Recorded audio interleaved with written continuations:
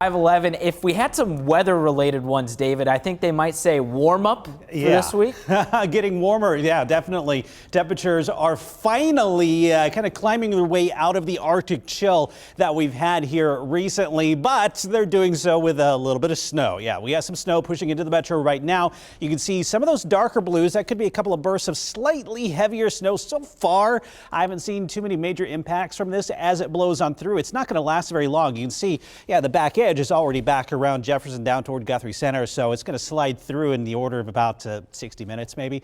So you can see the leading edge is just coming through the west side of the metro right now, approaching I-35 here on the east side of Ankeny. So this is going to slide on through, and then the back edge should arrive here fairly quickly. I do think there will be some additional snow showers that swing down from Minnesota across parts of northern and northeastern Iowa, but most of that's likely going to stay to the north and east of the metro. So this is really our best shot at snow here today, and you can see it's a pretty narrow band of snow as it pushes on through. There's the additional snow showers ongoing across portions of Minnesota, and all of this is pretty light as well. So this is going to take a quick track here across parts of northeastern Iowa.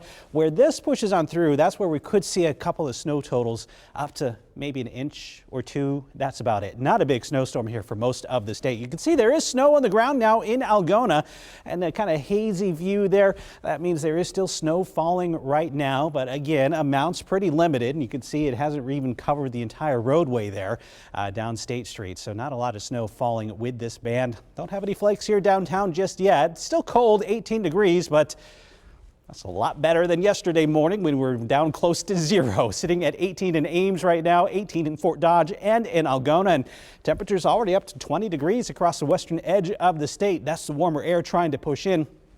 But we still have a decent breeze out there, and that is knocking our wind chills down back into the single digits. There's the southwest wind, 10 to 15 miles an hour. That's going to help temperatures to climb here later today, but it is going to be a little breezy at times.